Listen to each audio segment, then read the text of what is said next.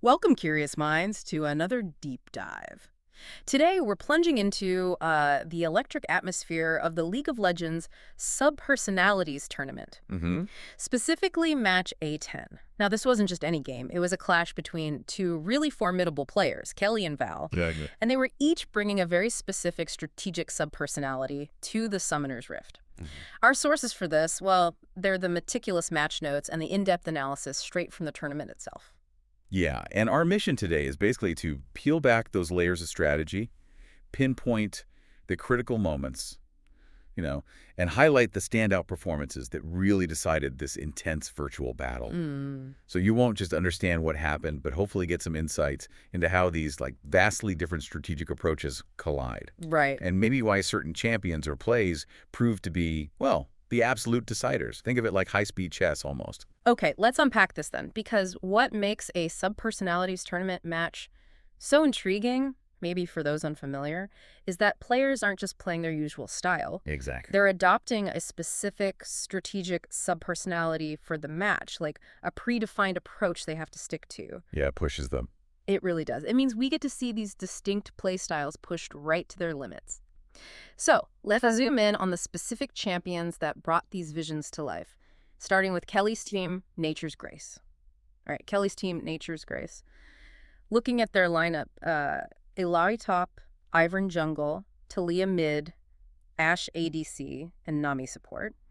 It seems to point to a very protective, kind of reactive style. Is that the immediate read you get? Oh, absolutely. You're spot on. This composition for Kelly just screams protection and sustain. Right. I mean, with Ivern and Nami, they have exceptional sustain. They can heal and shield to a ton of damage, makes them incredibly durable. Mm-hmm. And then you've got Taliyah and Ashe providing great long-range zoning, controlling space, keeping enemies back. So good for team fights. Potentially incredibly strong in a full 5v5. Yeah, if they get the time and space to set up properly. But, and this is a big but, that strength comes with clear weaknesses. Like what?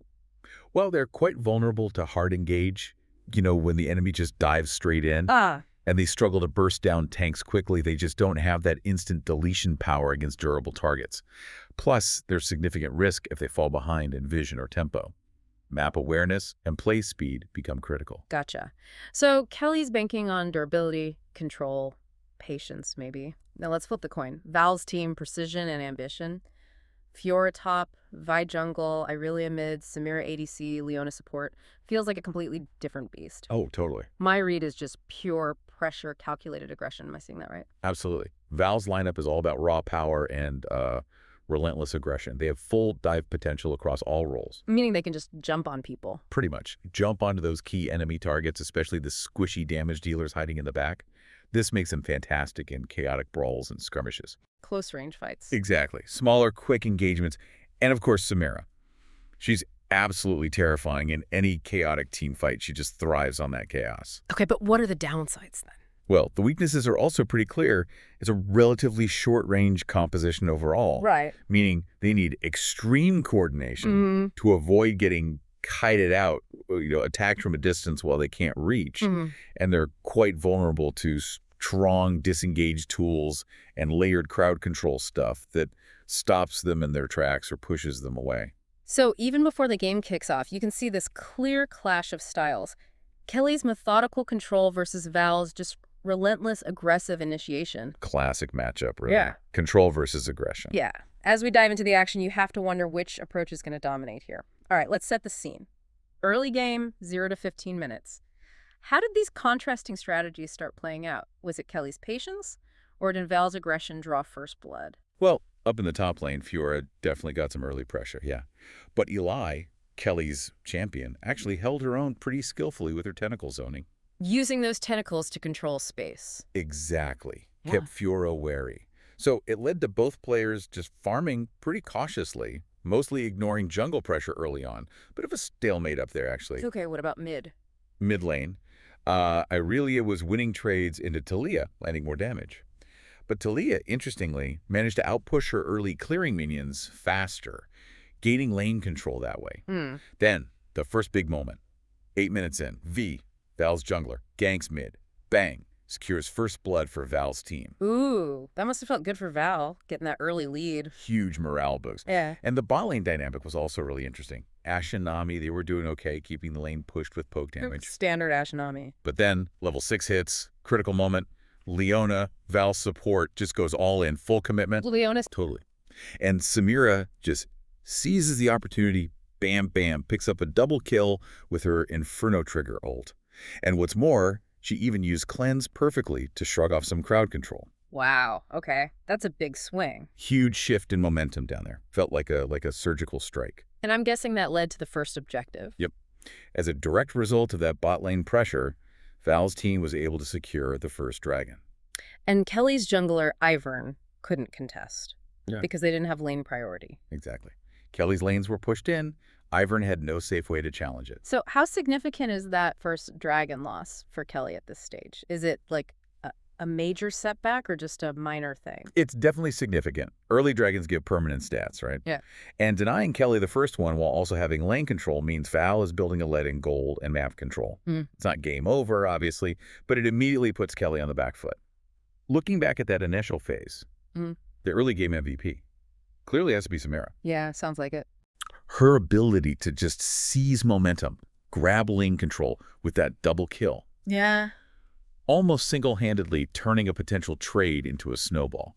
Phenomenal. Okay, so moving into the mid-game then, that 15 to 25-minute mark, Kelly's team did show some signs of life, right? They showed that resilience. They did. Taliyah and Nami managed to combo together, catch Vi near mid lane, which helped even up the kill score a bit. It felt like they were trying to wrestle back some control. They absolutely were, and they almost succeeded in a really big way. There was this massive fight around the 19-minute Herald. Ah, the Rift Herald. Big objective. Huge. And Illaoi, Kelly's top laner, landed this incredible 3-man tentacle slam. Just boom.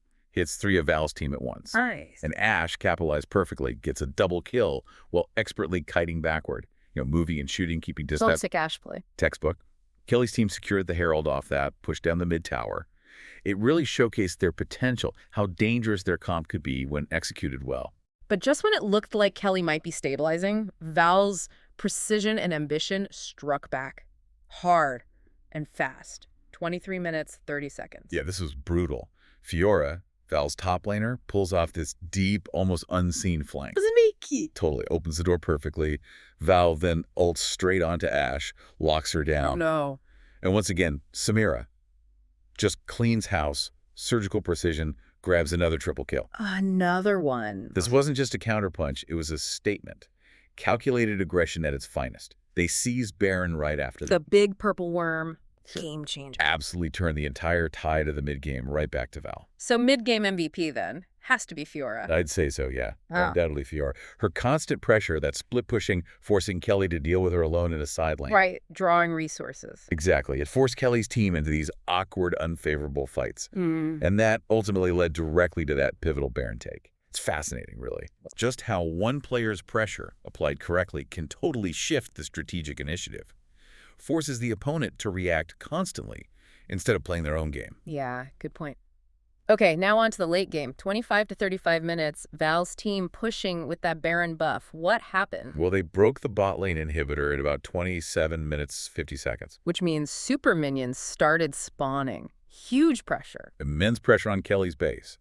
But Kelly's team, showing incredible, almost stubborn resilience, they managed to peel back.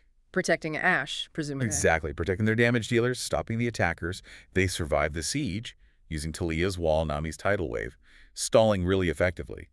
They just refused to go down. That stubbornness, as you call it, it led to the climax, right? The Elder Dragon fight. Around 32 minutes. The big one. Elder Dragon buff is usually game ending. So what kicked it off? Val's jungler, actually engaged maybe a bit too early. Got caught immediately by a Taliyah knockup, and Kelly's team almost turned the fight right there and then. Illaoi hits this massive, ultimate, huge damage. Nami is performing miracles, just keeping Ashe alive through everything. Wow. You could almost feel Kelly's team pouring every last bit of their soul, as the notes called it, into that defense. What? There's always a but, isn't there? There is. The turning point within that chaotic fight. Just as Ashe seemed to get a reset, maybe refreshing her abilities after a kill, Yeah. Leona lands this crucial lockdown on her, just roots her in place, completely immobilized. Oh, devastating timing. Perfect timing. And Samira, true to form, dives straight in to finish the fight, Fiora cleans up the stragglers, Val's team wins the fight 4 kills to 2, and crucially secures the Elder Dragon. Brutal efficiency. And with Elder Buff plus an open inhibitor, Yeah. that's pretty much game. Pretty much a wrap. Val's team wasted no time, pushed straight in, ended the game at 34 minutes and 57 seconds. So the final result, A really tense, really brutal match. Both teams absolutely brought everything. It was closer than maybe the comp suggested, a true testament to Kelly's resilience. But yeah, Val edged it out. Winner, Val. Okay, let's just quickly recap the key stats from this incredible match. Val got first blood in mid.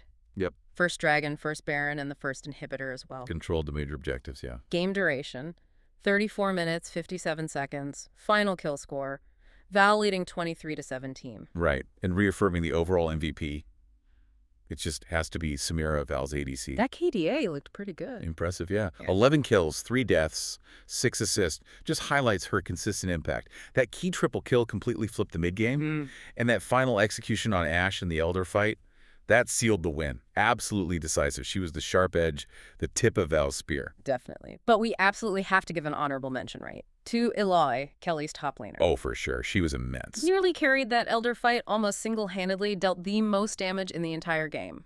Which is crazy from a top laner sometimes. Yeah, right. And maintained constant pressure even when her team was falling behind. It really showed the incredible resilience and, frankly, the threat that Kelly's team posed even in defeat.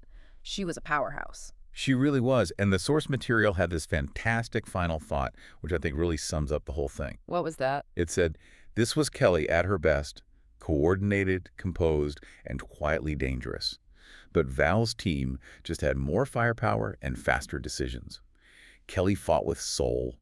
Val fought with sharp edges and no hesitation. It was a game of respect.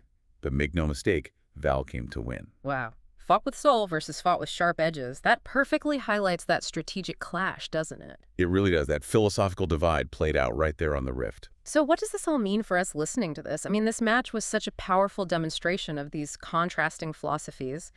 Kelly's soul, that coordinated defense, versus Val's sharp edges, the aggressive firepower.